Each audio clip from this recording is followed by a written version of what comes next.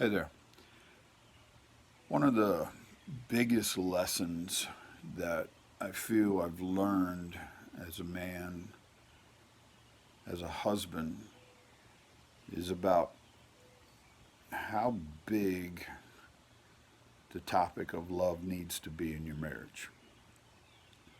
So, over a decade ago, my wife and I, Sean, went through a really tough time. Um, Marriage was literally on the rocks, and we had to figure out how to save it. And we were in counseling, and our counselor explained to us the different facets of love and broke it down into different ways love should show up in our marriage. And then he asked me a question. He said, of those I just explained, which one is most missing? And it was a light bulb moment for me, literally changed everything about my approach, my understanding of our marriage. And what he explained that day was three facets of love that have to exist in your marriage. And the first one he explained was spiritual love. Um, how do you share your faith? How do you walk in that together? And for us, even though we are Christ followers, we believe in God and all in Christ. We never shared our faith. Now we went to church, we did all that, but we didn't share our faith. We didn't in any way have conversations that helped each other in our journey. The second one was erotic or sexual love, and typically that's an area men don't really struggle with a whole lot.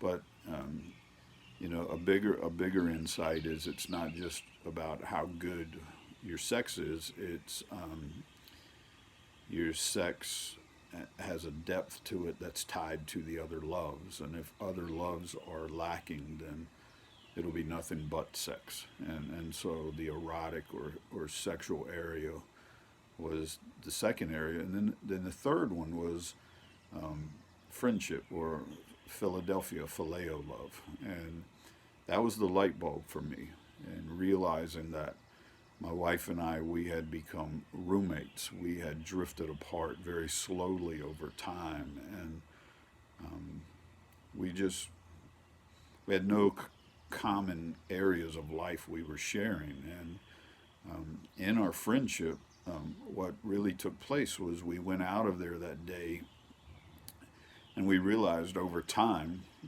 today now, we've been married over 32 years. So at that time, 22 years of marriage.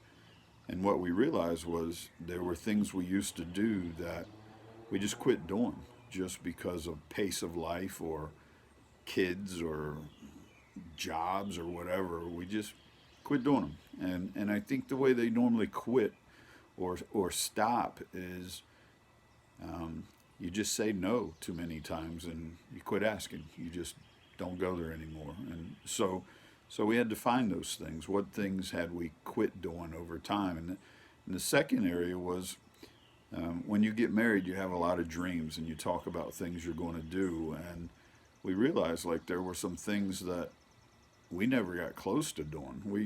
We didn't even attempt, and we had to resurrect them. As simple as going to concerts or certain trips we wanted to take. Whatever it was, it really doesn't matter. But maybe what are some things you could look at that just they never got off point zero. You never even tried them. And then the third area was we got married when we were 21, 22 years old, so young 20s. And when you flash forward to your 40s, there are things you want to do then that you've never thought of when you were 20.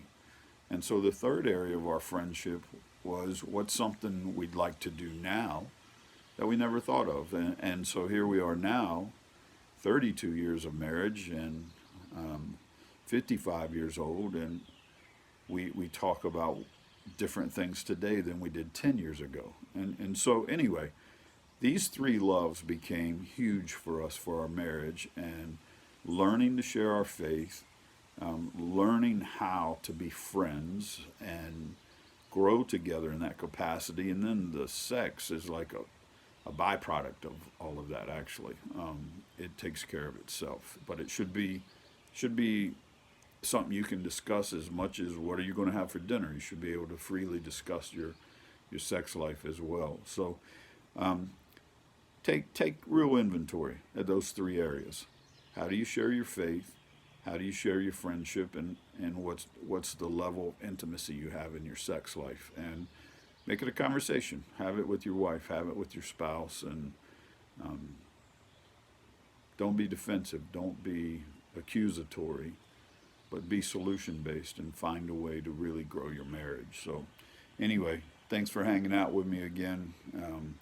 Trying to help all of us as men become men who are fully alive. Have a great day.